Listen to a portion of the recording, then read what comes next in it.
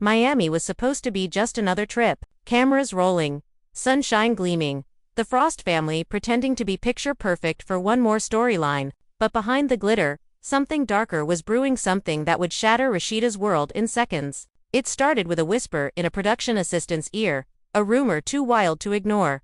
Kirk had a wedding in Miami, and it wasn't with Rasheeda. Fans didn't believe it at first. Kirk Frost, the same man who'd spent years begging for Rasheeda's forgiveness, caught up in another scandal. Impossible, or maybe inevitable. The whispers turned into screenshots, and the screenshots into shaky phone footage. A woman in white, Kirk standing beside her, dressed in a tailored cream suit, a small crowd cheering, a gold band sliding onto his finger, and in the background, a familiar voice gasping, "Is that Kirk Frost?" When the clip hit social media, Atlanta exploded. Comments flooded in within minutes. "This better be fake. Rasheeda deserves better. Not Kirk doing this again." But the most chilling part, the caption under the viral post read, "Miami, 2 weeks ago. Private ceremony. No cameras allowed." By the time Rasheeda saw it, she was alone in her boutique office, scrolling through her feed with trembling hands. Her assistant tried to pull the phone away, but it was too late. The video played. Kirk smiling, holding the mystery woman's hand under a floral arch. The same smile he once reserved only for her. "No," Rasheeda whispered, backing away from the screen. "This can't be real." But the internet was already dissecting every frame. Freeze frames, zoom-ins matching tattoos, a blurry reflection that showed Kirk's unmistakable chain. Even the venue was identified, a luxury rooftop spot overlooking the Miami skyline, usually reserved for high-profile events. Within hours, blogs, fan pages, and gossip channels were running headlines like wildfire. Kirk Frost secretly marries mystery woman in Miami. Rasheeda breaks down after leaked footage surfaces. Love and hip-hop producers, silent amid chaos. And as if things couldn't get worse, insiders began hinting that Rasheeda's discovery wasn't accidental. One producer allegedly slipped her the footage during a private meeting, claiming, "You need to see what your husband's been up to off-camera." Rasheeda's heartbreak turned to rage. The next day, she stormed into the studio, cameras trailing, demanding answers from Kirk. The crew, sensing the storm brewing, kept their distance, capturing every trembling breath, every tear that slipped down her face. "You really went and did this?" she asked, voice breaking. Kirk, caught off guard, froze. The scene that followed would become one of the most emotional moments in love and hip-hop history, raw, unfiltered, and impossible to look away from. Fans would later say it felt too real to be staged. But behind the scenes, no one could tell what was real anymore. Had Kirk actually remarried? Was it a setup for the show? Or had he crossed the final line that no amount of cameras could undo? As the footage kept spreading, one thing was clear. Atlanta had never seen drama like this before. And for Rasheeda Frost, the truth waiting behind that clip would change everything. Rasheeda didn't sleep that night. The glow from her phone screen still burned behind her eyelids, the clip replaying over and over in her mind. Kirk, standing under white lights, smiling like he had nothing to hide. Miami air shimmering behind him. Every time she tried to convince herself it was fake, her stomach twisted tighter. She sat on the edge of her bed, staring at the empty side where Kirk used to sleep. His cologne still lingered in the sheets. It made her sick. By morning, the whole internet was talking. TMZ, The Shade Room, every gossip blog imaginable. Love and Hip Hop's Kirk Frost caught at private wedding in Miami. Hashtags trending. Fans posting side-by-side photos comparing Kirk's tattoos, his ring, even his laugh. Someone slowed the footage down and said they could hear him whisper the woman's name, Trina. Rasheeda felt her chest cave in. She walked into the boutique late, sunglasses covering her swollen eyes. Her assistant, Kendra, rushed over. "Girl, please tell me that video's fake." Rasheeda dropped her purse on the counter. "I don't know what's real anymore." She turned to the mirror, tried to fix her hair, but her hands shook too much. Kendra looked at her through the reflection. "You gonna call him?" Rasheeda laughed bitterly. "Call him for what? So he can tell me it's just edited footage. I've been through that movie already." Her phone buzzed a known number. She almost ignored it until the message popped up. "We need to talk. Meet me tonight. Alone." It was Kirk's voice on the attached voicemail, tired and shaky. Rasheeda's pulse jumped. For a split second, she thought about deleting it, pretending she never saw it. But she couldn't. She needed answers. That night, Atlanta was buzzing like a beehive. Fans were outside Frost Bistro, snapping pictures, shouting questions. "Rasheeda, did he really marry another woman? Are y'all done for good?" Security had to hold them back. Rasheeda pushed through, head down, until she reached the private office in the back. Kirk was already there, pacing. He looked up when she entered, eyes wide with guilt. "Sheeda, listen to me before you start." "Start what?" She cut him off. "You embarrassed me in front of the whole world again. What could you possibly say?" "It's not what it looks like," he said, voice trembling. She folded her arms. "Then tell me what it is, Kirk. Tell me what it looks like when a man puts a ring on another woman's finger." He rubbed his face, exhaling hard. It was a setup. Production was trying to create a scene for the show, but they twisted it. That wasn't a real wedding. Rasheeda's laugh was hollow. "So now VH1 is staging fake weddings behind my back." "They told me it was a promo shoot," Kirk insisted. "No vows, no papers, nothing legal. You expect me to believe that?" she said, tears rising. "You had on a ring, Kirk." "A ring." He stepped closer. "Baby, I swear on everything, I didn't marry nobody. I thought you knew how they do us. They wanted ratings. They told me it would go viral." Rasheeda shook her head. "And you didn't think to tell me first."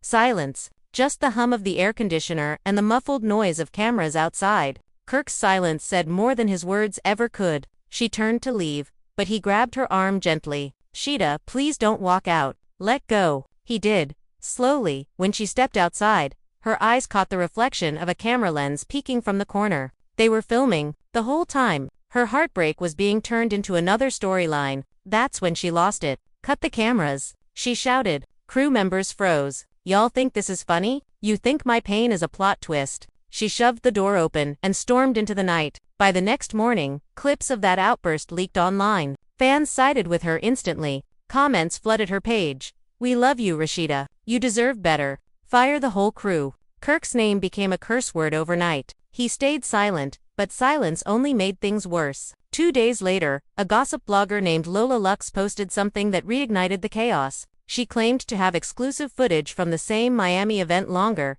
clearer, and with sound. In the video, Kirk's supposed bride laughed and said, "Thank you for finally making me your wife." Kirk replied, "Been a long time coming." The internet went wild. Rasheeda saw it on live TV. She was in her kitchen with her cousin Tori when the segment aired. Her hand froze on the coffee mug. "Long time coming," she repeated, voice cracking. "That's what he said." Tori turned off the TV. "Girl, don't even watch that mess. You know how they edit stuff." Rasheeda stared out the window. But what if it ain't edited this time? Her phone buzzed again this time. A message from an unknown Instagram account. "If you want the truth, come to Miami. The venue manager's ready to talk." Attached was a screenshot of the rooftop location, time-stamped the night of the wedding. Rasheeda looked at Tori. "Pack a bag." The next day, they flew to Miami quietly. No crew, no friends, no publicist. Just 2 women on a mission. When they arrived at the rooftop venue, the ocean breeze hit her face, bringing back memories she didn't want. A young man in a black uniform approached. "You must be Mrs. Frost," he said nervously. "Used to be," Rasheeda muttered. "You the manager?" He nodded. "Yes, ma'am. I was here the night they rented this place. It was a VH1 crew, about 20 people, cameras everywhere. They told us it was a mock wedding scene." But he hesitated. "But what?" But after the cameras packed up, Kirk stayed behind with that woman. They had drinks, music, dancing. He told everyone to leave them alone for an hour. Rasheeda's heart dropped. "So it wasn't just a shoot?" "No, ma'am. And I saw them exchange rings again." "No cameras that time." Tori gasped. "Girl, that's not a promo. That's personal." Rasheeda's eyes filled with tears. "Thank you," she whispered, turning away. That night, she went live on Instagram for the first time in months. Millions tuned in. She sat in her hotel room, makeup smudged, voice trembling. "I ain't here to bash nobody," she said, staring straight into the camera. "I just want y'all to know I saw the footage. And it's real. The same man I stood by for 20 years went and did this again." Fans flooded the chat with hearts, crying emojis, and messages of support. "We got you, Queen. Stay strong. Leave him for good." But the biggest shock came an hour later when Kirk finally broke his silence. He posted a black and white photo of himself on a balcony with the caption, "Truth coming soon." No apology, no explanation. Just more mystery. The next morning, VH1 released a statement denying involvement in any secret wedding storyline. They claimed the footage circulating online was unauthorized and not part of official production. That made things even worse. If VH1 didn't stage it, then who did? Rasheeda sat in silence, replaying Kirk's words from their confrontation. They wanted ratings. What if he wasn't lying? What if someone higher up had been manipulating them both? She called her lawyer. Find out who leaked that footage. Hours later, her phone rang again. Rasheeda, we traced it, the lawyer said. It came from a burner account linked to one of the production assistants. Name's Malik. Malik, she repeated, stunned. Malik had worked closely with Kirk for years. He was like family. She didn't waste a second. She dialed Malik directly. I know it was you. On the other end, he sighed. Sheeda, I didn't mean for it to get this far. You leaked my husband's wedding video. I leaked what they told me to leak, he said quietly. Producers wanted a scandal. They said Kirk signed off. He signed off, she whispered. Yeah. They said he agreed to fake marry that model for a promo, but after the backlash, they left me hanging. So I posted it myself. Her chest tightened. So Kirk knew. He knew, Malik said. But he thought you'd never see the uncut version. Rasheeda ended the call without another word. Tears blurred her vision. Miami lights shimmered outside her window, cold and distant. She realized she wasn't crying over betrayal anymore. She was crying over the final confirmation that her marriage had turned into a business deal. When she finally spoke again that night, her voice was calm, almost eerie. If Kirk wants to play games with contracts and cameras, fine, but this time, I'm playing too. And I'm bringing receipts. Her fans flooded Twitter with the hashtag #RASHEEDA strikes back. Nobody knew what she planned, but everyone felt the storm coming. Even Kirky tried calling her the next morning. No answer, he texted. No reply. By afternoon, paparazzi caught him leaving Frost Bistro, looking shaken, refusing to comment. Reporters shouted questions. Did you marry another woman? Is Rasheeda filing for divorce? Kirk just muttered, y'all gonna see soon enough, before driving off. That same day, Rasheeda met quietly with her attorney and a private investigator. She slid her phone across the desk. Everything's in there, every text, every call, every lie. I want it documented. The investigator nodded. We'll get you the proof. As the sun set over Miami, the headlines screamed louder than ever. Rasheeda Frost hires private investigator to expose Kirk's secret life. Producers scrambled, trying to control the chaos, but it was too late. The story had taken on a life of its own, and deep down, everyone in Atlanta knew this was only the beginning. The next morning, Atlanta woke up to a storm. Every blog, every podcast, every gossip site was dissecting Rasheeda's new move. Screenshots of her meeting with lawyers spread online. Fans said she was finally done protecting Kirk. This is her glow-up era, one tweet read. Rasheeda, about to turn heartbreak into a whole empire. But behind the strength she showed in public, she was falling apart in private. She couldn't eat, couldn't focus, couldn't stop replaying every memory with Kirk, every anniversary post, every apology, every fake smile for the cameras. She had built her life around a man who turned her pain into entertainment. By noon, Kirk posted another cryptic message, a black background with white text that said, "Don't believe everything you see." The comments exploded. Fans dragged him mercilessly. We believed you when you said Jasmine was just a mistake too. How many times can you disrespect the same woman? Delete your account. Kirk turned off comments after an hour, but the screenshots kept circulating. Inside Frost Bistro, his employees whispered. A few staff members told reporters he hadn't shown up to work in days. One even claimed they saw him arguing on the phone in the parking lot, yelling, "I didn't think she'd take it this far." Nobody knew who he meant, but everyone assumed Rasheeda. Meanwhile, Rasheeda's private investigator delivered his first update. He had tracked down the mystery bride. Her name was Trina Belair, a 29-year-old model who had appeared in 2 minor VH1 promos years ago. She lived in Miami and had recently posted cryptic captions like "Forever starts now" and "My heart found home." Rasheeda clenched her jaw as she scrolled through Trina's feed. Everything about the woman screamed confidence. The perfect hair, designer dresses, flashy smiles. It made her blood boil. Tori walked in carrying iced coffee. "Girl, you need to eat something. I need to know why this woman thought she could play wife," Rasheeda said, scrolling faster. Tori sat beside her. "You really think Kirk married her for real?" Rasheeda hesitated. If it was fake, why hide it? Why sneak around? After the cameras left. Later that evening, the investigator called again. "Mrs. Frost, we found something else." The venue issued an official marriage certificate request to the county clerk that night. It wasn't filed, but the paperwork was printed. Rasheeda's breath hitched. So they were planning to make it real. "Looks that way." But something stopped it. The file was voided an hour later. Rasheeda felt dizzy. Who cancelled it? The request came from Kirk's assistant, the investigator said. Someone named Devon. He pulled it right before midnight. That name hit her like a punch. Devon had worked for Kirk for years, handled his bookings, his travel, everything. If he cancelled it, that meant Kirk really had planned to marry Trina but backed out at the last second. Rasheeda closed her eyes. Thank you. Send me copies of everything. When she hung up, her phone started buzzing again. This time it was her old producer, Mariah. Sheeda, we need to talk, Mariah said, voice low. Things are getting out of hand. Y'all made it this way, Rasheeda snapped. Listen, the network's freaking out. Kirk's threatening to sue if we don't clear his name. They want you both to film a sit-down next week, tell your sides. Rasheeda laughed bitterly. Oh, so now it's ratings season again. They're offering a big check, Mariah said softly, and total creative control. You could tell your truth your way. Rasheeda hesitated. Part of her wanted to burn it all down. Another part wanted the world to hear her version before Kirk twisted it again. Send me the contract, she said finally. 3 days later, Atlanta studios were buzzing with tension. Kirk arrived first, wearing dark glasses and a designer jacket, trying to look unbothered. Rasheeda came in an hour later, poised but ice-cold. The producers had set up 2 chairs facing each other, cameras ready, lights dimmed. It felt less like a reunion and more like a battlefield. As soon as they sat down, the director called, rolling. Rasheeda's voice was steady. So, Kirk, Miami. Explain yourself. He exhaled slowly. It wasn't what people think. Trina's a friend. We were filming something that got twisted. You know how editing works.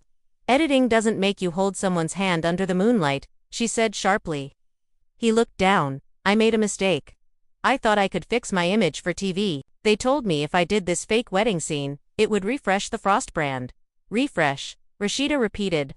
You refreshed my humiliation. His voice broke slightly. I didn't mean to hurt you. I was trying to make sure our storyline stayed alive. I didn't want them to cut us out. Rasheeda's jaw tightened. So you fake married another woman to keep your job. The room fell silent. Even the camera crew looked uncomfortable.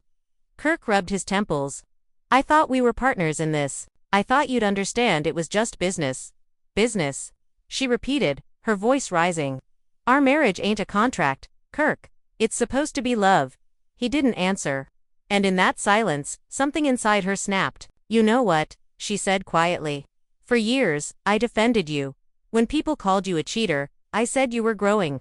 When they laughed at me for staying, I said love is forgiveness. But now I see you were just using me for storyline security. Tears slid down her face, but she didn't wipe them. Kirk's eyes softened. Sheeda, stop, I still love you.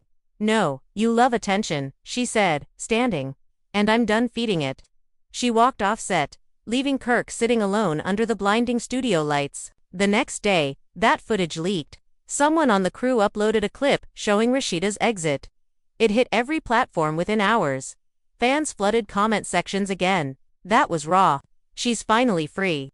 Divorce coming next season. Kirk tried to downplay it, calling it creative storytelling, but the damage was done. Behind closed doors, things spiraled faster. Frost Bistro lost sponsors. Brands pulled endorsements. Kirk's management team urged him to make a public apology, but he refused. If I say sorry now, it makes me look guilty, he told them. Rasheeda, on the other hand, was getting calls from networks, talk shows, even fashion companies wanting to collaborate. Her heartbreak had turned her into a symbol of strength overnight. She started documenting her journey, her healing, her business expansion, her quiet moments with family. Fans loved it, but just when things started calming down, another bomb dropped. A new clip surfaced in edited footage from the Miami event, this time showing Kirk kissing Trina after the ceremony. Not acting, not posing, but a real, intimate kiss. The internet exploded again. Rasheeda saw it while she was filming an interview in Los Angeles. Her phone wouldn't stop vibrating. She excused herself and went outside. The moment she saw the video, her knees buckled. Tori, who was with her, caught her before she fell. Girl, don't look at that no more, Tori said softly. He said it was business, Rasheeda whispered. This don't look like business. She wiped her tears and marched back inside. Set the cameras back up, she told the crew. We're finishing this interview right now. When the lights came on, her voice was steady but her eyes burned. I just saw the footage y'all been sending me. Let me make something clear. I'm not broken. I'm not bitter. I'm done. That clip became one of the most viewed moments in love and hip-hop history.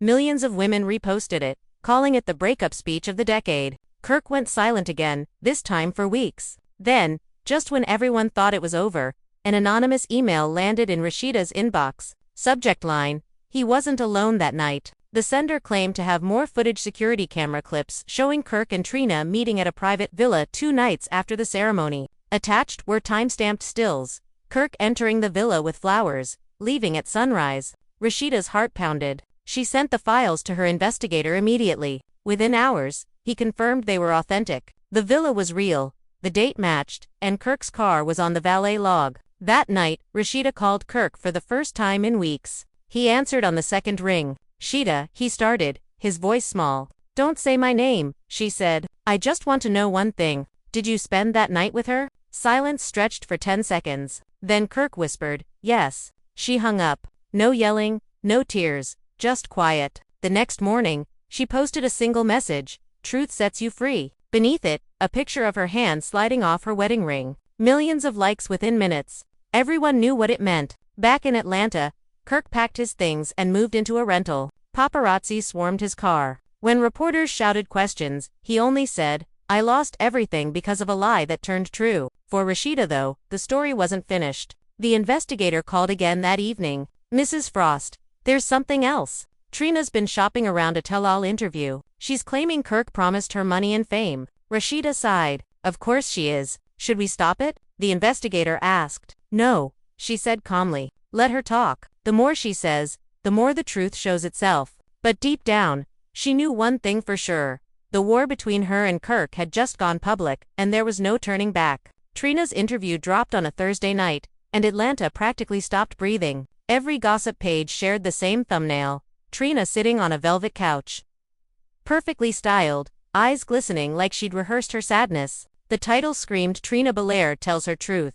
The Miami wedding that ruined everything." She leaned forward in the first few seconds, voice trembling just enough to sound believable. "I didn't mean to hurt nobody," she said softly. "Kirk told me him and Rasheeda were separated. He said the show just hadn't announced it yet." Rasheeda watched the interview from her phone, sitting alone in her dressing room before a photo shoot. She could hear Trina's fake sniffles echoing through the speakers. "We didn't plan to fall in love," Trina continued. "It just happened. He told me she'd moved on. He told me he wanted a fresh start." Rasheeda's jaw tightened. "Fresh start my ass," she muttered. She paused the video halfway through and tossed the phone on the counter. The makeup artist hesitated behind her. "You good, Miss Frost?" "No," Rasheeda said flatly, "but I'm about to be." Within an hour, Trina's words had gone viral. Fans were split right down the middle. Half believed her, half called her a liar, looking for clout. The shade room comments were brutal. "Girl, you knew he was married. Stop acting innocent, you homewreck."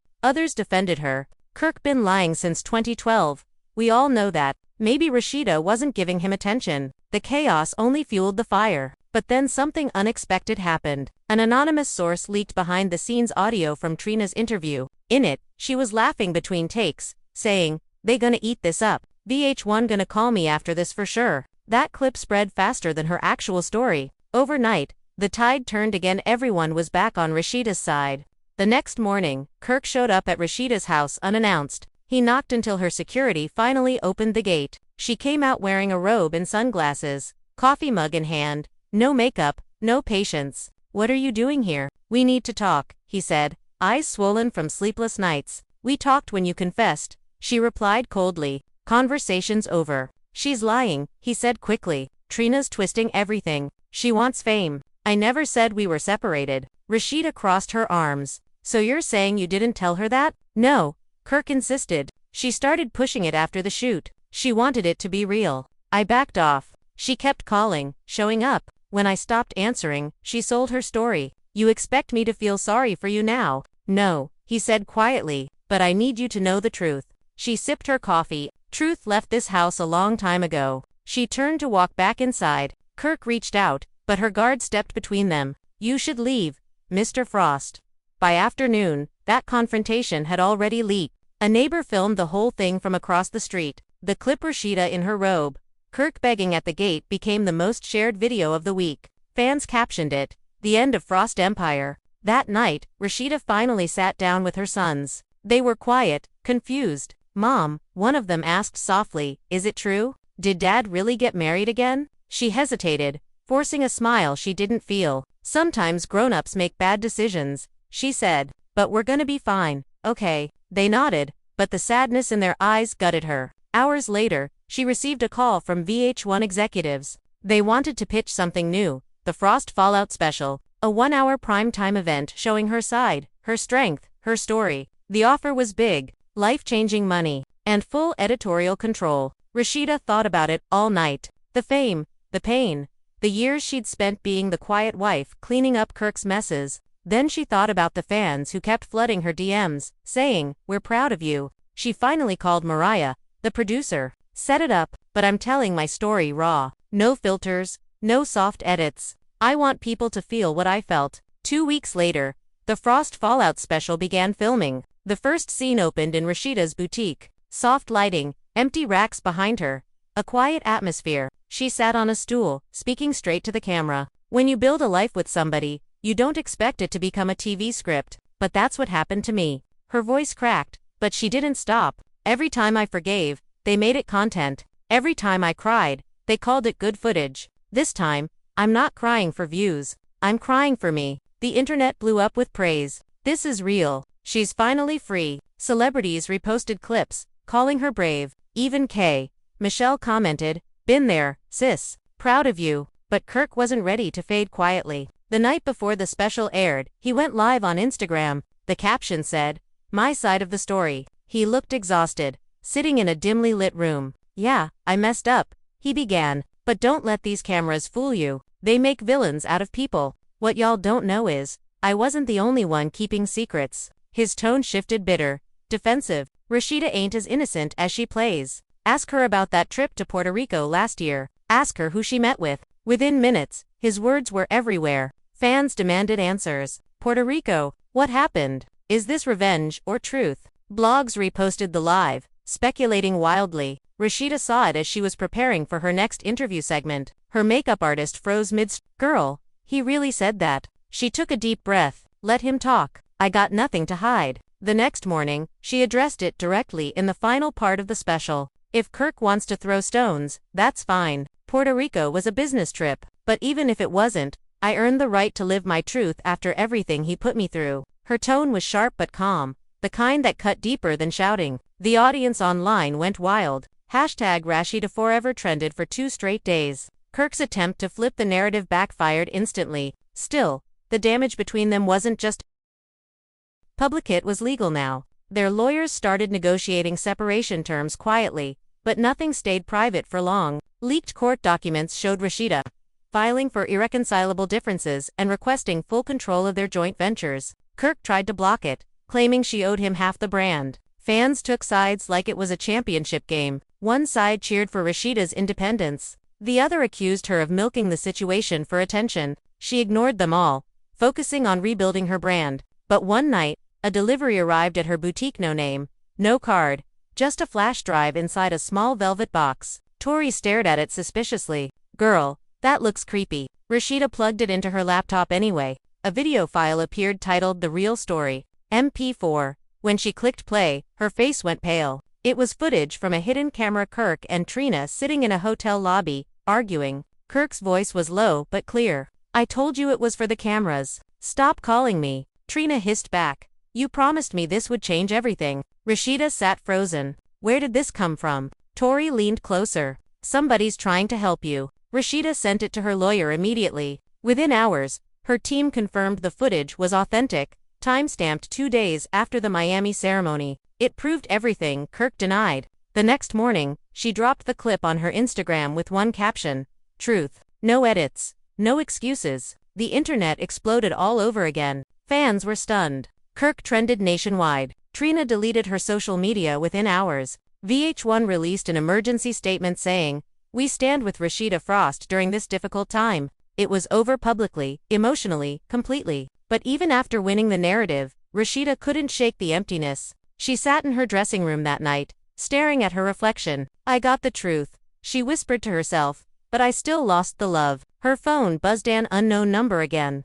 she answered cautiously. A man's voice came through, low and nervous. "Mrs. Frost, I think you should know something." Trina wasn't acting alone. Rasheeda straightened. "Who is this?" "Somebody from production," he said quickly. "The Miami wedding was planned by They wanted a shock moment for next season. Kirk didn't plan it, but he agreed last minute because they offered him a bonus. Trina was paid too. It was never supposed to leak." Rasheeda's head spun. "So they used both of us?" "Yes, ma'am," he said. "And the footage you just posted that was supposed to stay buried. Somebody inside leaked it to protect you." The call ended before she could ask who. She sat there, stunned, realizing she'd been part of a manipulation bigger than her marriage. Hours later, she posted one final message to her fans.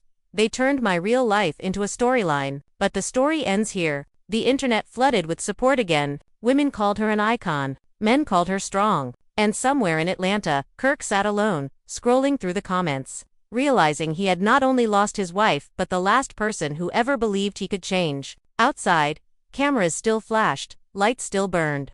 And the Frost legacy, once a brand built on love, had finally melted into scandal. But Rasheeda didn't care anymore. For the first time in years, she felt free. Atlanta didn't sleep that weekend. Every headline screamed her name. Rasheeda Frost finally exposes the truth. VH1 under fire for manipulating stars. Fans demand justice for Rasheeda. Reporters camped outside Frost Bistro, hoping for a statement, but Rasheeda didn't show. She had flown to La quietly, needing distance from everything: the city, the show, the memories. She rented a small villa near Malibu, where the ocean drowned out the noise. For the first time in years, she woke up without her phone blowing up with drama. She made coffee, opened the balcony doors, and breathed. The air smelled like salt and peace. But peace didn't last long. Her lawyer called mid. "We got a response from VH1's legal department," he said. "They're denying all wrongdoing. They're blaming Kirk for authorizing the shoot." Rasheeda rubbed her temples. "Of course they are. They also offered a settlement," he continued.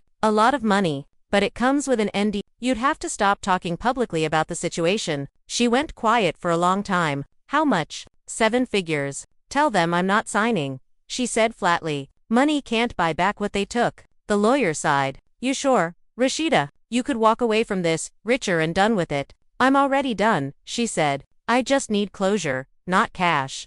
After the call, she sat on the edge of the bed, staring at the waves crashing outside. Part of her wanted revenge. Part of her wanted silence. Then her phone buzzed again, this time.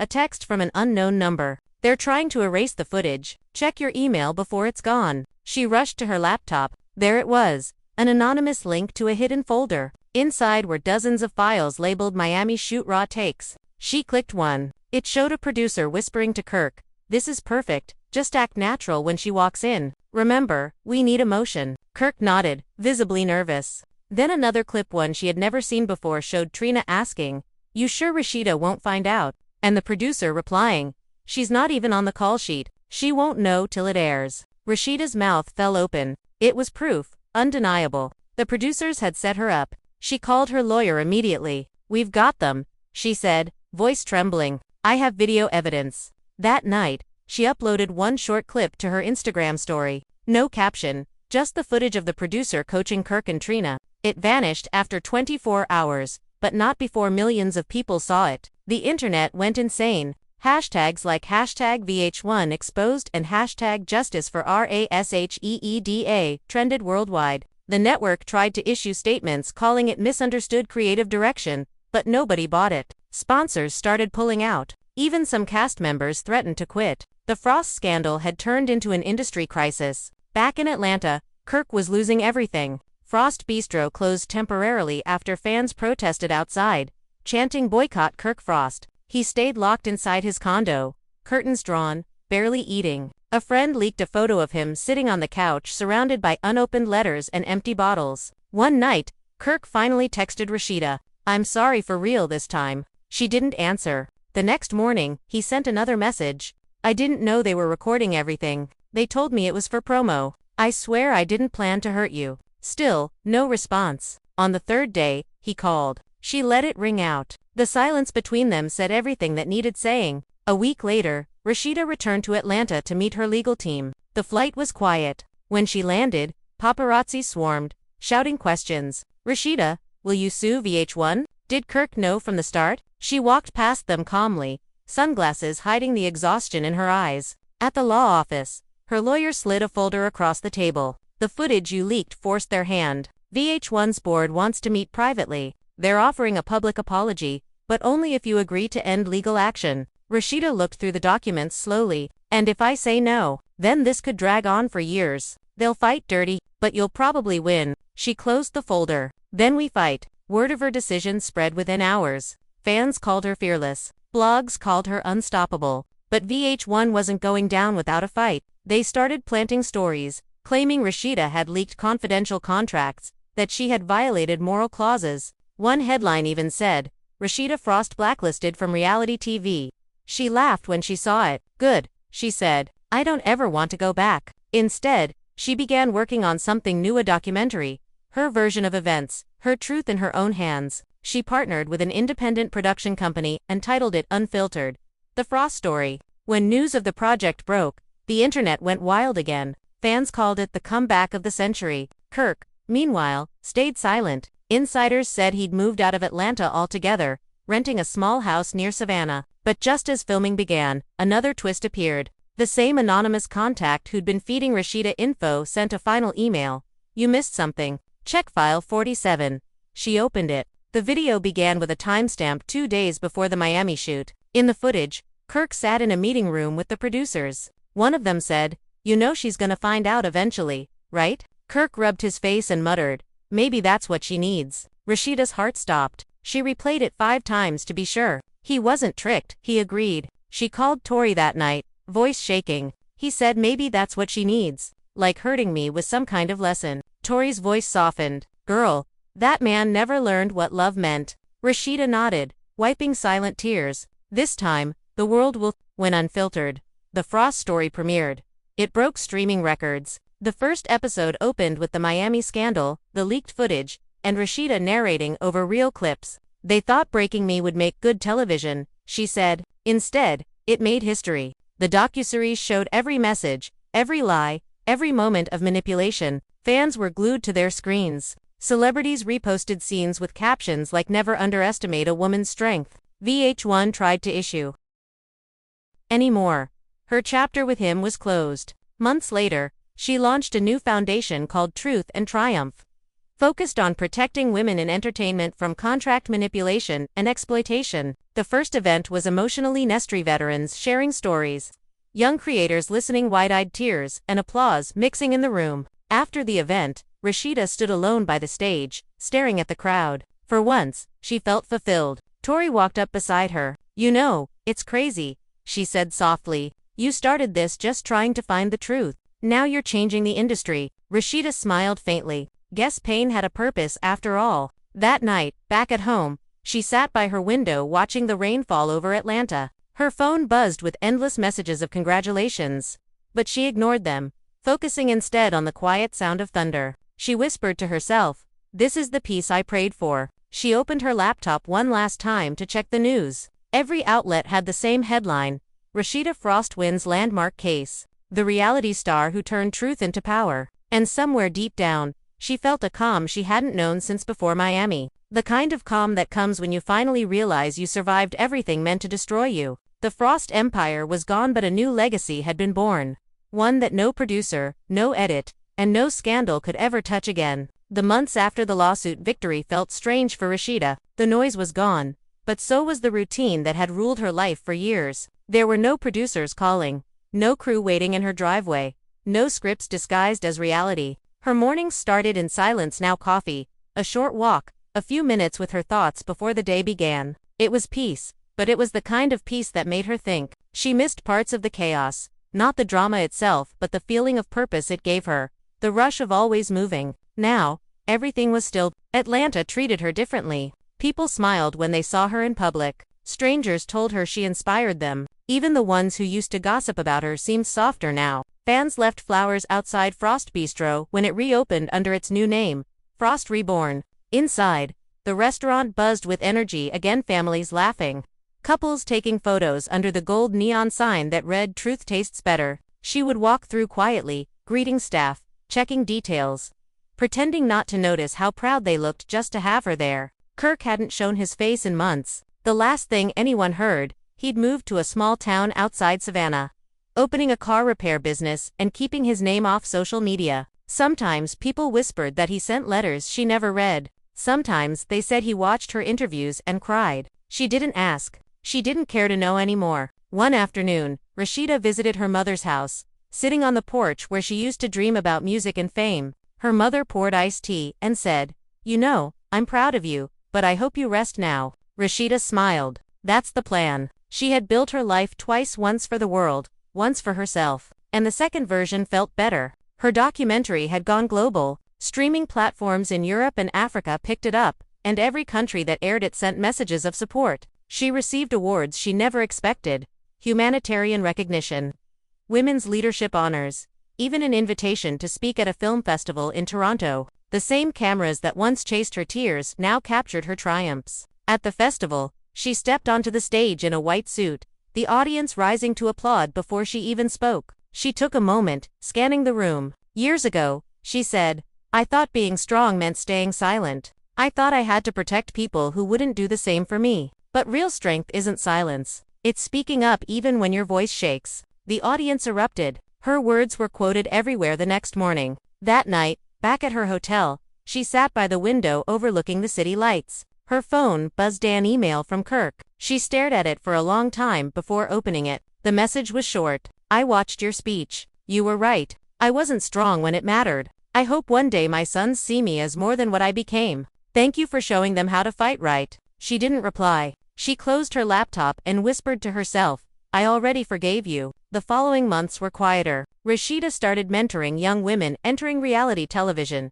teaching them about contracts and creative control. She held small workshops at her boutique, sometimes staying after hours just to listen to their stories. One of the girls hugged her one night and said, "You made me believe I can say no." That sentence meant more to her than any award. By late summer, she began writing a book, not a tell-all, but something more personal, a story about rebuilding, about choosing self-respect over comfort. She called it Fireproof. She wrote in the mornings, when the world was still asleep, pouring memories into paragraphs like therapy. It was raw and unfiltered, tracing her path from Miami's chaos to Atlanta's calm. When she finished the final chapter, she sat in silence, tears in her eyes, whispering, "It's done." The book released 6 months later and immediately sold out. Bookstores hosted readings packed with fans, many crying as she read certain lines. One passage stood out to everyone: "He broke my heart, but God rebuilt me stronger." The show ended, but my life finally started. As her fame shifted into something softer, something real,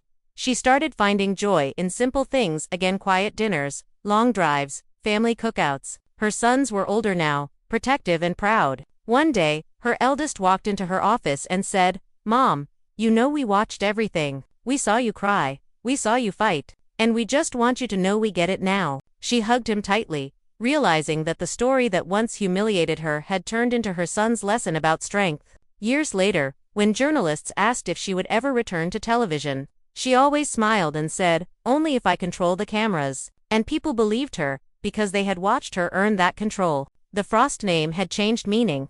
It no longer stood for scandal or betrayal. It meant resilience. It meant starting again when the world thinks you're finished. And every time Rasheeda walks through Atlanta, people greeted her not as the woman who cried on screen, but as the woman who stood back up. On her 45th birthday, she threw a private dinner with close friends and family. No cameras, no press, just laughter, candles, and music. Tori raised a glass and said, "To the woman who taught us that endings can be the best beginnings." Rasheeda smiled, clinking her glass. "To truth," she said softly. Later that night, after everyone left, she stood on her balcony looking out at the city lights. The wind was warm, soft against her skin. She closed her eyes, thinking of everything: Miami, the lies, the heartbreak, the long fight, the peace that followed. It was all worth it, she whispered. Her phone buzzed once more, this time with a text from an unknown number.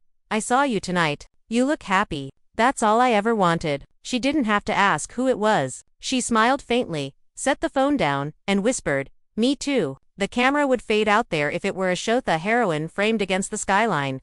The past behind her, the future quiet and waiting. Except this wasn't TV anymore. This was real life. And for Rasheeda Frost, real life had finally become the best story of all. A year later, Atlanta had learned to breathe again. The Frost story was no longer the gossip of the week. It had settled into legend. New scandals took over the blogs. New cast members replaced the old, but Rasheeda's name still carried weight. People spoke it with a kind of respect that reality stars rarely earned. Her face was on magazine covers, not because of who she had married, but because of what she had built. Her boutique expanded into 2 more cities. And Frost Reborn grew into a full lifestyle brand: clothing, home decor, even a beauty line that sold out within hours of launch. Everything she touched carried the same quiet confidence she had found in herself. The lawsuit money sat untouched in a trust fund she created for her sons. She didn't need it. What she valued most now was freedom, the kind she couldn't have imagined during those early years of filming when every decision came with cameras and contracts. Her mornings were slower. She liked to wake before sunrise, walk through her garden barefoot, and talk to God in whispers. Sometimes, she would catch herself smiling for no reason at all. One afternoon, she received an invitation that made her pause. It was from VH1's new president, a woman named Alyssa Cole, who had recently taken over the network. The letter was handwritten, apologetic, and sincere. "I wasn't part of what happened to you," it said, "but I've studied it. I'm rebuilding this place from the ground up. Would you consider meeting with me, not for television, but for truth?" For 2 days, Rasheeda ignored it. She didn't owe them anything, but curiosity has its own pull, and part of her wanted to hear what this new woman had to say. So she flew to New York quietly. No entourage, no announcements. The meeting was held in a small conference room. Nothing fancy. Alyssa stood as she entered, nervous but genuine. "You don't know me," Alyssa said, "but I know what they did to you. I found the old files, the contracts, the edits. It made me sick. I'm trying to make it right." Rasheeda listened, arms folded, expression calm but guarded. "You can't rewrite what's already been filmed." "No," Alyssa admitted, "but I can make sure it never happens again. I want to create a new kind of show, real stories, real control for the people living them, and I want your help designing it." Rasheeda studied her for a long time before answering. "You think the audience wants real?" Alyssa smiled faintly. "They've grown up to." The idea sat with her for days. She hadn't planned to return to television, not even as a consultant. But something about shaping the next generation's narrative appealed to her. Maybe, she thought, healing also meant helping others avoid the same scars. So she agreed under one condition: no manipulation, no fake drama, no forced heartbreak. "If we do this, we do it clean." Alyssa nodded. "Deal." When word spread that Rasheeda Frost was returning to TV, the internet went wild again. Fans flooded social media with excitement. "She's about to change the whole game." One comment read. But this time, there was no chaos. The announcement was calm, professional, purposeful. She wasn't coming back as a cast member. She was coming back as an executive producer. The new show premiered under the title Authentic Atlanta. It was nothing like the old days: no shouting matches, no manufactured fights. It followed entrepreneurs, artists, and women building their lives from scratch. Rasheeda appeared in the first episode, not as a star but as a mentor, guiding others on how to protect their stories. Her presence was warm, controlled, and powerful. Viewers loved it. The ratings soared without a single scandal. In interviews, journalists asked if she ever missed the old chaos. She always smiled and said, "Chaos taught me discipline. I just don't need to live in it anymore." At home, things were finally stable. Her sons were in college, proud and steady. Her mother still teased her about working too much. Tori had started managing Frost Reborn full-time. Sometimes, on quiet evenings, Rasheeda would play old songs she recorded before the show, the ones from her early music days, and laugh at how young her voice sounded. She didn't regret any of it. Not the fame, not the pain, not even Kirk. Every chapter had shaped her into someone stronger. Then, one summer evening, while filming a behind-the-scenes feature for Authentic Atlanta, a young producer asked her, "If you could talk to your younger self, the woman from before all this, what would you tell her?" Rasheeda smiled thoughtfully. "I'd tell her not to confuse loyalty with silence. Love doesn't mean losing yourself. And one day, the truth will give you more power than fame ever could." The clip went viral within hours. People called it the quote of the decade. She didn't plan for it to be deep. She was just speaking the truth. Months later, she returned to Miami for a women's empowerment event. Stepping off the plane, the air felt different, softer, no longer heavy with memory. She passed the rooftop where everything had once fallen apart. It was now remodeled, hosting weddings again, bright and full of laughter. She stood across the street for a while, watching. No tears came this time. She simply smiled, whispered thank you, and walked away. Back in Atlanta, she closed the first season of Authentic Atlanta with record-breaking numbers. The show was renewed immediately. During the wrap dinner, her team toasted her with champagne. To the woman who proved you don't need drama to make history, Alyssa said, raising her glass. Rasheeda smiled, quiet as always, letting the applause wash over her like music. When she went home that night, she sat on her balcony, wrapped in a soft blanket, sipping tea instead of champagne. She thought about everything, how full circle it all felt, how she had once been the story, and now she was the storyteller, how pain had become purpose. The city glittered below her, alive and loud, but her heart was still. She picked up her pen and wrote a single sentence in her journal before bed. I finally understand why it all happened. It was never about breaking me. It was about building me. And when she closed her journal, turning off the lights, Atlanta outside seemed to exhale with her, as if even the city knew the storm was finally over. Years passed, quietly and without fanfare. Atlanta changed the way cities do. Old buildings turned to glass. New artists filled the air with their sound.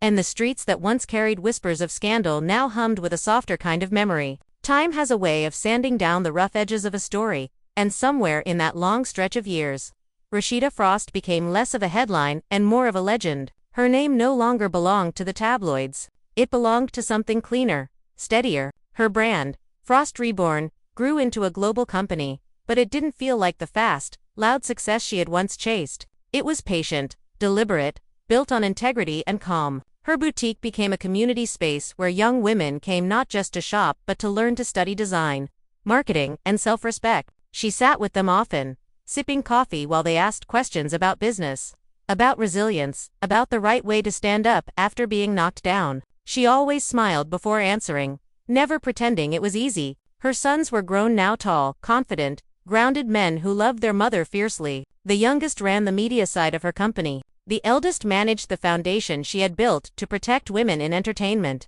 They were her living proof that cycles could end, that love could evolve into something wiser. On Sundays, when they gathered for dinner, she still cooked herself slow meals, the kind that filled the house with the smell of garlic and warmth. Sometimes they laughed so hard she cried, realizing she had found joy again without having to fight for it. Atlanta still adored her. The city had folded her story into its identity, the way it does for people who survive and rebuild in public. Murals of her lined quiet streets in East Atlanta, bold portraits, surrounded by quotes from her speeches.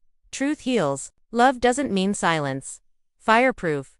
She had never approved them, but she never asked for their removal, either. They weren't vanity. They were echoes. Every year, on the anniversary of her lawsuit victory, Frost Bistro hosted a charity gala. The lights glittered like stars reflected on polished floors, and the air always carried that soft buzz of pride and closure. Familiar faces came, castmates from old seasons.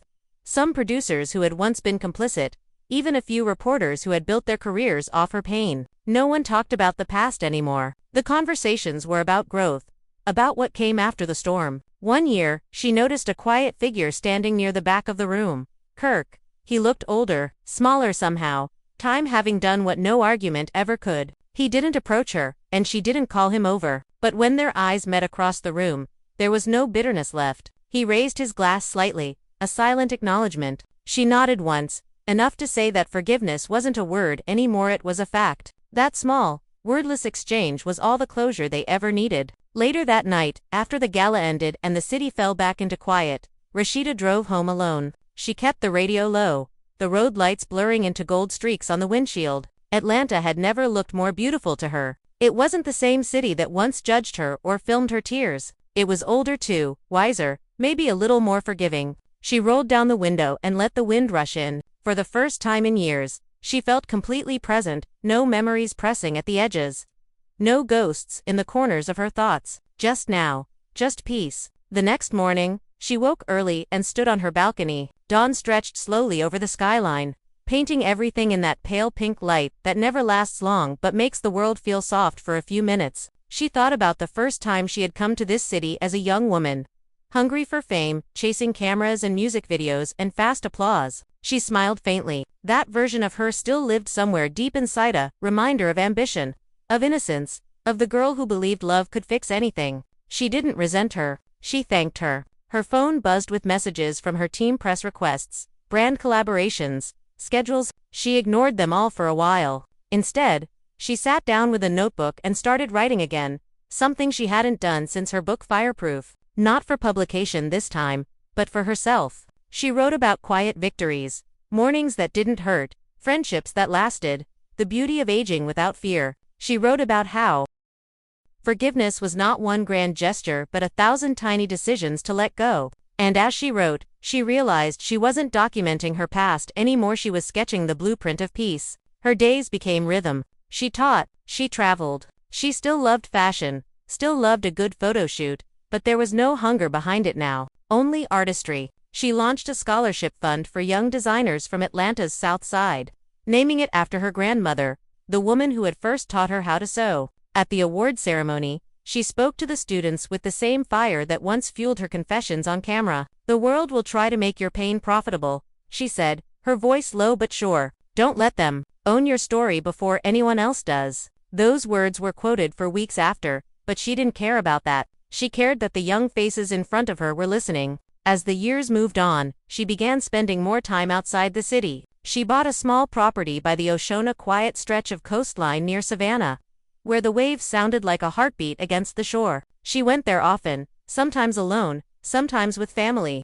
The sea had a way of humbling her. Standing barefoot on the wet sand, she would think about how water erases footprints so quickly, how even the deepest mark can vanish with one wave. It reminded her of fame, of how temporary everything once felt, and of how lucky she was to have found something more permanent inside herself. Every once in a while, documentaries still called. Journalists wanted retrospectives on the golden era of reality television. Some of them begged for interviews. She declined most of them, but occasionally, when she felt the story could help someone, she agreed. Those interviews were quieter, more reflective. "If I had known how much it would cost, I probably wouldn't have done it," she said once, smiling faintly. "But then I wouldn't have found my purpose. I guess God knows how to make something holy out of a mess." One spring, the network that had once betrayed her released a new documentary series titled Legacy, Women Who Changed TV. They featured her without asking, weaving her old footage with present-day reflections from her peers. She didn't mind. She watched it one night with her sons. There was a clip of her younger self crying backstage after a reunion taping, followed by a modern shot of her giving a keynote speech about empowerment. The transition was seamless, two versions of the same woman divided by time but united by endurance. Her sons clapped when it ended, and she just smiled, wiping away a quiet tear. As Atlanta kept evolving, she found herself moving slower. Her mornings stretched longer, her nights quieter, but inside that stillness was gratitude, thick, tangible gratitude. When she walked through her boutique now, she saw generations of women who had learned from her journey. One afternoon, a teenage girl approached her shyly and said, "Miss Rasheeda, my mom watched your show when she was my age. She said you taught her how to leave a man and still keep her crown." Rasheeda laughed softly. "Tell her I'm proud of her." There were still difficult days. Fame doesn't disappear, it just fades into a gentler echo. Sometimes she would catch a glimpse of an old clip online, the Miami scandal, the tears, the confrontation. People still debated what was real and what wasn't, still argued about motives as if truth were entertainment. But she no longer felt anger watching it. She saw a story that once consumed her and now simply belonged to history. In her late 50s, she began mentoring on a larger scale, working with networks to create ethical standards for reality programming. Her work helped shape new contracts, ones that gave performers creative control and emotional safeguards. It became her quiet revolution. She didn't do press tours or boast about it. She just kept showing up to meetings.com and prepared, rewriting an industry that once rode over her. The Frost Foundation flourished too. Its annual retreats brought together women from all over the country, actors, writers, stylists, even producers who wanted to do better. Rasheeda spoke at each one, her voice steady, her words full of calm power. She told them, "We are not defined by what hurt us. We're defined by what we built after." Her mother passed peacefully in her sleep one winter morning, and that loss broke something gentle inside her. For weeks, she stayed home, turning inward, tending to her garden in silence. Grief didn't feel like a setback, it felt like a mirror. She would sit on the porch at dusk and talk to her mother out loud. "You see me now," she'd whisper. "I made it, Mama. Not rich, not famous, just free." After the funeral, she took a long drive to her coastal house. The ocean was gray and restless that day. She stood by the water for hours, the wind tangling her hair, the smell of salt reminding her of everything she'd survived. She thought of the girl she once was, the wife, the star, the woman who had learned the hard way that cameras don't love you back. And then she thought of who she had become, a builder, a teacher, a quiet force. The tide came in, cold and steady, brushing against her ankles. "It's all right," she whispered. "I'm still here." A few years later, when Authentic Atlanta celebrated its 10th anniversary, the network invited her to film a reflective segment. She agreed. They shot it at her ocean house. Simple and beautiful. She wore a white linen dress. No jewelry, no makeup beyond a soft glow. The director asked her what peace looked like to her now. She smiled and said, a breeze. A morning without noise. A name that doesn't hurt anymore." As the cameras rolled, she turned toward the sea, letting the sunlight hit her face. The footage became the closing scene of the anniversary special, a wide shot of her standing at the edge of the water. Waves curling around her feet, the skyline faint in the distance. Her voice played over it softly.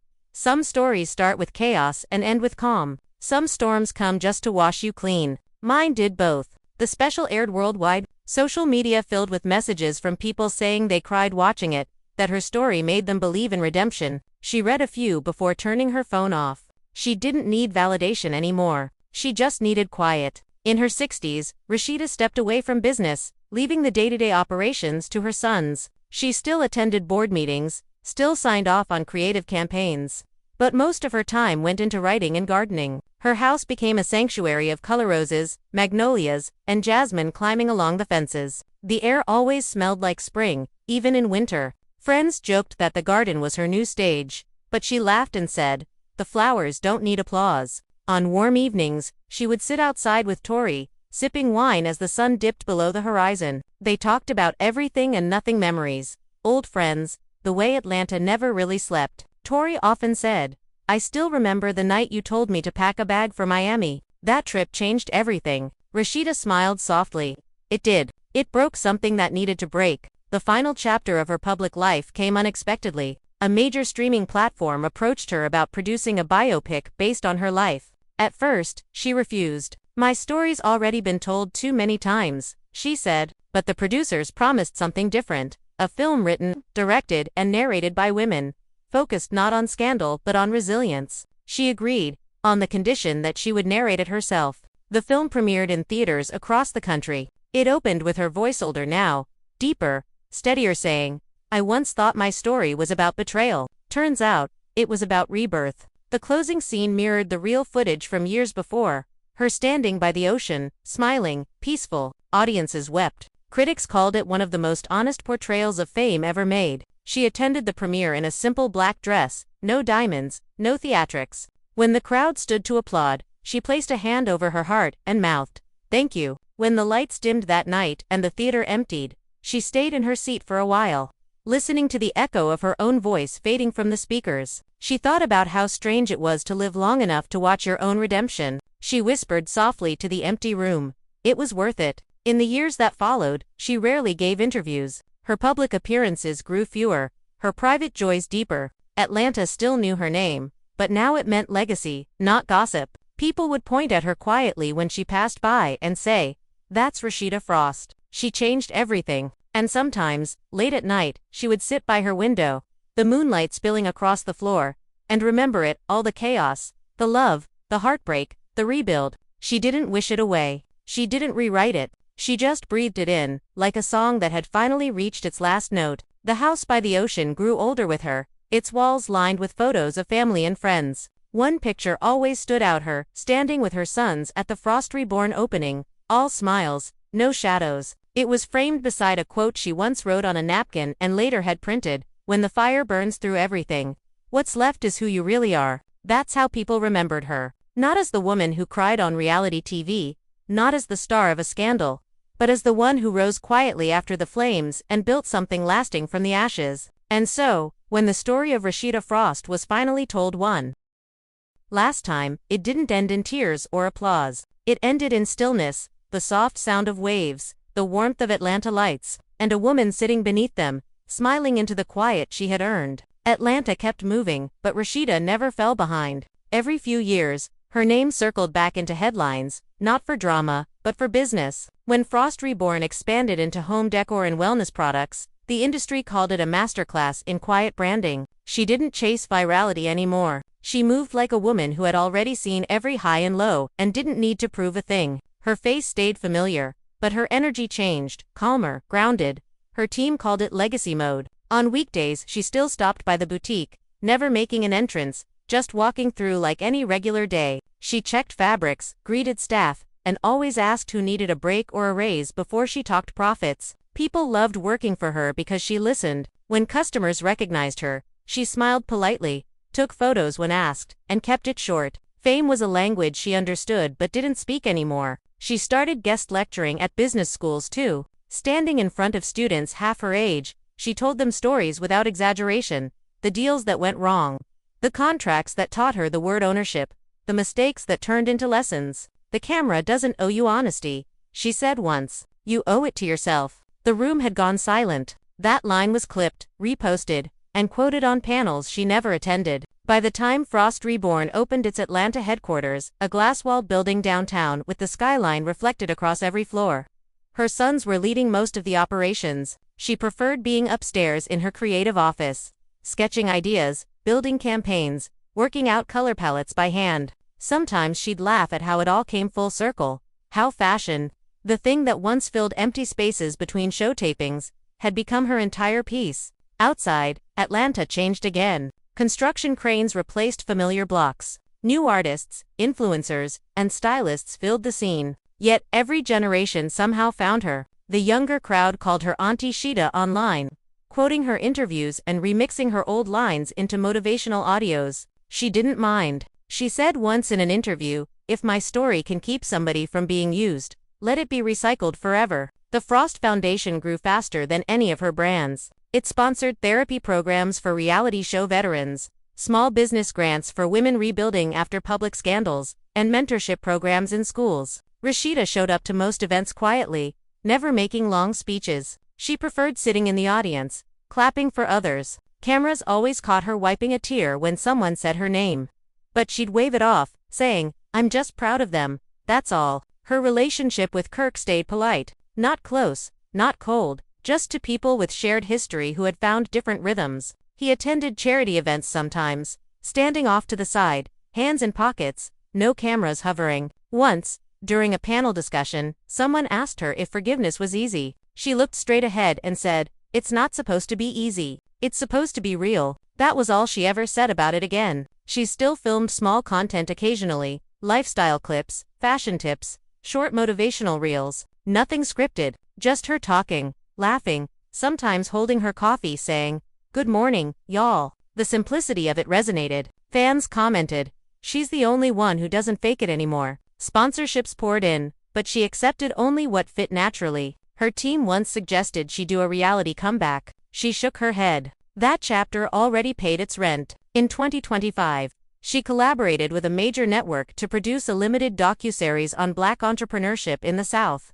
It wasn't about her, but her presence carried the project. Each episode followed a different business owner, and she appeared at the end of each one, sitting across from them, listening, offering advice. It felt full circle. The same cameras that once exploited her now served something useful. She called it reclaiming the lens. She lived mostly between Atlanta and her coastal home now. The Ocean House had become her creative reset space. She decorated it herself. Light woods, linen curtains, plants in every corner, and a studio overlooking the water where she recorded podcasts. Those podcasts became her new rhythm. No guests, no gossip, just voice and thought. The title was Reality and Grace. She released new episodes irregularly, whenever she felt something worth saying. One episode went viral. "Peace isn't the silence after the storm. It's learning to sleep through the thunder." People quoted it like scripture. As her influence matured, brands came calling again.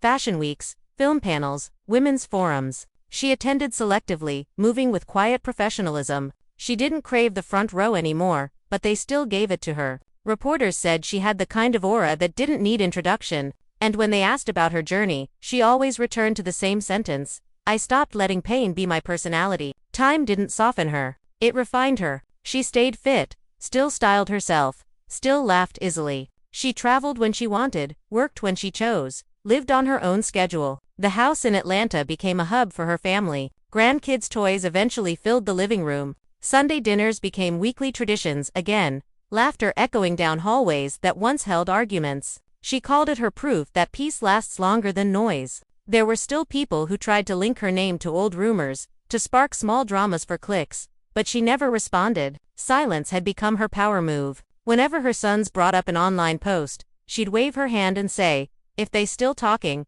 it means I still matter." And she'd change the subject. Documentaries kept being made about the love and hip-hop era, retrospectives, deep dives, think pieces about its influence on culture. Her clips always appeared, but her quotes stayed consistent. She never rewrote history. "That show made me famous," she said once, "but surviving it made me wise." Networks replayed that line for years. In the evenings, she liked to sit on her balcony with soft jazz playing from her phone. She would watch the city lights blink below, like stars flipped upside down. Tori still visited often. They'd sit side by side, laughing at memories that used to hurt. "Remember when you threw that mic across the room?" Tori would tease. Rasheeda grinned. "And they used it in the trailer, didn't they?" Good footage. She didn't live in denial about the past. She had learned to own it without letting it define her. She called it peace with proof. And somehow that phrase caught on. Motivational speakers, influencers, even college professors quoted her, teaching media ethics using her case as an example.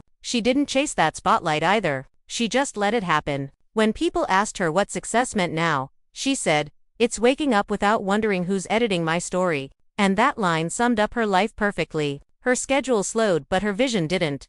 Frost Reborn began branching into mentorship programs for teen girls, teaching business, marketing, and emotional intelligence. She recorded short video lessons, sitting behind her desk with minimal lighting, speaking plainly. "Protect your ideas," she said. "Protect your image. And don't let anyone tell your story better than you." By the late 2020s, Atlanta media dubbed her the matriarch of Southern reality television, not because she was still on it, but because she'd become the moral center after it all. Even her critics admitted she'd turned chaos into credibility. Magazines ran photo spreads showing her at home, watering plants, smiling, captioned the calm after the cameras. She didn't romanticize anything. When interviewers pushed for dramatic quotes, she gave them grace instead. "I don't hate anyone," she said once. "We all did what we thought we had to. I just learned there's a better way." The truth of her story became less about what happened in Miami and more about what she did afterward. The quiet discipline, the rebuilding, the refusal to let bitterness steal her future. She told one journalist, "I outlived the storyline. That's the real flex." It became a meme, but also a mantra. Now, her mornings start the same. She opens the curtains, lets sunlight flood the room, and checks her planner filled with projects she actually cares about. She still films occasionally, short, warm videos with no filters, just her voice, steady and kind. Every time she uploads one, comments flood in. She's still that girl, living proof that healing looks good. She smiles when she reads them but doesn't dwell. Life has gone on, and she's moving with it, not chasing, just flowing. Atlanta outside her window is louder, busier, faster than ever, but inside her home it's all soft colors and slow music. She's done explaining herself. She's just living. And maybe that's the real ending. Not the fade to black. Not the dramatic last line, just a steady frame of a woman who made it out intact. The cameras turned off years ago, but the story kept growing. No scripts, no scandals, no edits, only real life hers. And that's where it all stands today. No cliffhangers, no rumors waiting to explode, just truth. Rasheeda Frost walked through a storm that the whole world watched in real time. And she came out cleaner than the cameras ever showed her. She didn't just rebuild her name,